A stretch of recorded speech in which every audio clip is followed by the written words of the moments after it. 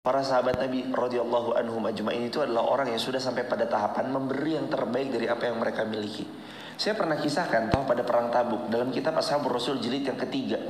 Ashabur Rasul jilid yang pertama di bab yang ketiga pernah diceritakan Sayyidina Utsman bin Affan mendengar Nabi SAW sedang membuka peluang amal salih pada Ghazwah Tabuk atau perang Tabuk. Lalu Sayyidina Abu Bakar datang membawa hartanya beberapa ratus juta. Sayyidina Abdurrahman bin Auf bawa kalau dirupiahkan sekitar 800 juta.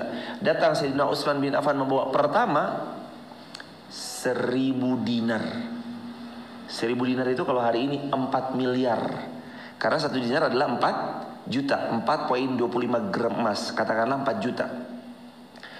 Datang bawa 1000 dinar yang pertama. Lalu Nabi masih mengucap, ayo siapa lagi yang mau peluang jariah? Utsman udah sedekah, nggak terus, ya Rasulullah saya udah ya, saya udah loh. Nggak gitu jemaah. Ketika dibuka peluang lagi jariah untuk memfasilitasi Ghazwah Tabuk, berjihad di jalan Allah pada peperangan Tabuk, Sayyidina Utsman bin Affan pulang, bawa lagi jemaah. Berapa yang beliau bawa? 10.000 dinar. Tolong bawakan 10.000 dinar bawa ke sini. Dibawa, ditaruh di hadapan Nabi. Total 1000 dinar tambah 10.000 berapa? 11.000 dinar kali 4 juta berapa? 44 miliar.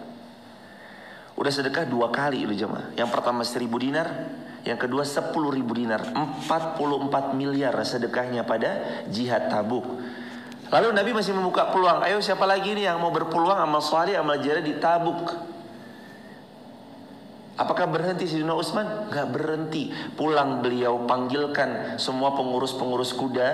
Lalu beliau bilang sama pengurus kuda, wahai orang yang kupasrahkan memelihara kuda-kudaku selama ini, tolong pilihkan 40 ekor kuda terbaik.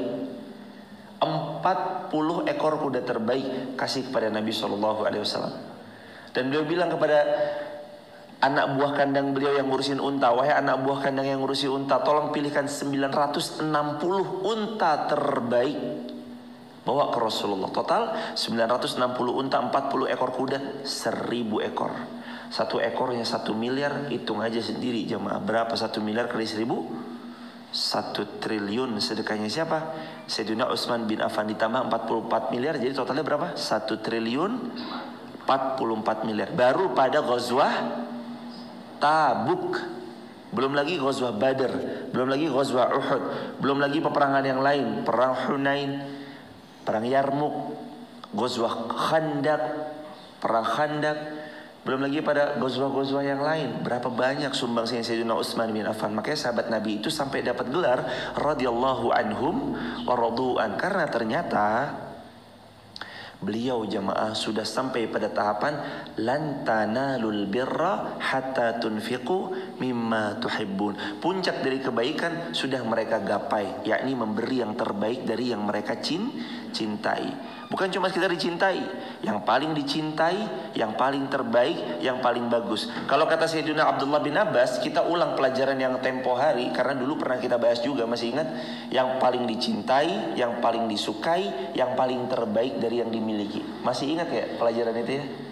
Kalau tadi kan saya bahas di awal adalah yang kalau kita memberi ada rasa kehilangan, yang proses mendapatkannya tidak mudah tapi tetap diberikan.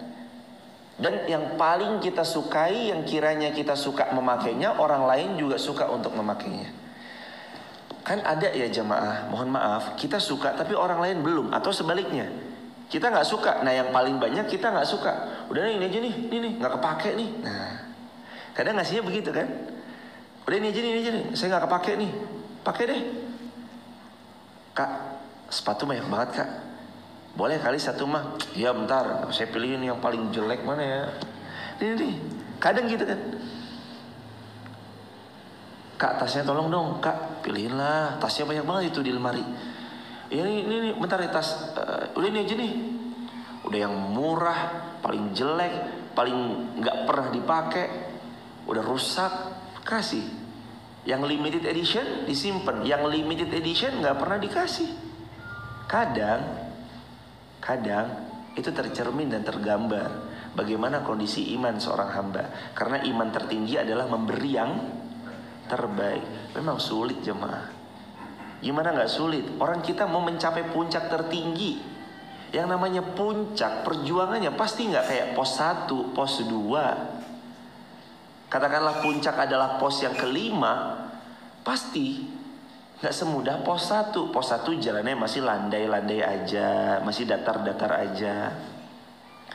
Tapi kalau udah sampai puncaknya, dimana kita lagi berjuang mau mencapai puncak gunung misalkan, pasti perjuangannya nggak seperti perjuangan naik ke pos 1 semata. Ini udah capek di pos 1, ditambah capek pos 1, pos 2, capek pos 1, pos 2, pos 3, sampai ke puncaknya sudah letih, membawa carrier dan segala macam-macamnya hadirin. Dan yang mencapai puncak orang-orang yang Allah pilih, termasuk diantaranya sahabat Nabi yang bergelar radhiyallahu anhum wa radu'an. Jadi kalau tadi saya bahas di awal 3. Yang pertama, kita ada rasa kehilangan ketika memberi. Yang kedua, proses mendapatkan sesuatu itu tidak mudah, tapi tetap kita berikan. Yang ketiga, kita memberi sesuatu yang paling kita cintai, kita suka memakainya, dan lebih-lebih orang lain lebih suka memakainya. Nah, adapun Sayyidina Abdullah bin Abbas pernah bilang, kata Sayyidina Abdullah bin Abbas, beliau mengatakan 3 hal yang terbaik, yang paling dicinta, yang paling disuka. Jadi maksud hatta tunfiqu mimma tuhibbun, yang paling kau cintai itu 3.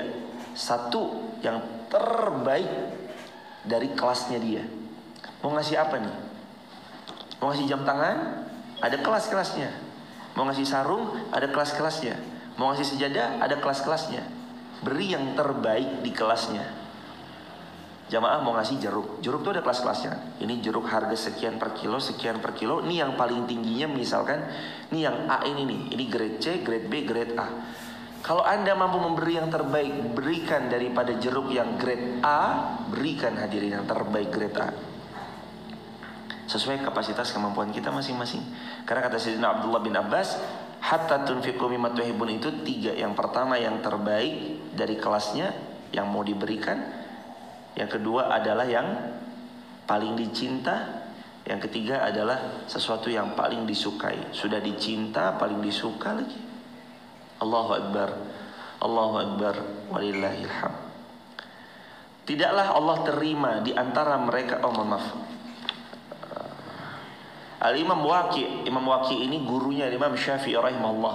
Imam Waqi' meriwayatkan dari Amr bin Maimun tentang firman Allah, lan tanalul birra, kamu sekali-kali tidak akan sampai pada puncak kebaikan yang paling sempurna. Maksudnya adalah kalian tidak akan mencicipi syurganya Allah, kata Imam Waqi', gurunya Imam Muhammad bin Idris Asy-Syafi'i rahimahullah. Imam Waqi' mengatakan maksudnya lan tanalul bir, al-bir di sini, puncak kebaikan di sini maksudnya adalah masuk syurganya Allah. Imam Ahmad juga meriwayatkan dari Anas bin Malik radhiyallahu anhu, ia mengatakan Abu Talha adalah orang terkaya dari kalangan kaum Ansar. Jadi sahabat Nabi, ada yang kaya, ada yang miskin, tapi tidak membuat mereka mengkerdilkan diri menggapai surga. Jadi jalur surga ini treknya 4 secara umum, gambaran treknya ada 4. Pertama, trek surga lewat ilmu. Kedua, masuk surga jalurnya jalur tenaga. Yang ketiga, masuk surga jalurnya jalur kekuasaan atau jabatan. Yang keempat, masuk surga jalurnya lewat jalur harta. Coba jamaah, pelan-pelan, satu persatu, lihat dan cek. Kita ini ada di trek sebelah mana? Ilmu, tenaga, kuasa, harta. Coba dicek. Apakah kita lewat ilmu? Kalau mumpuni ilmunya, berikan ilmu kita sama-sama.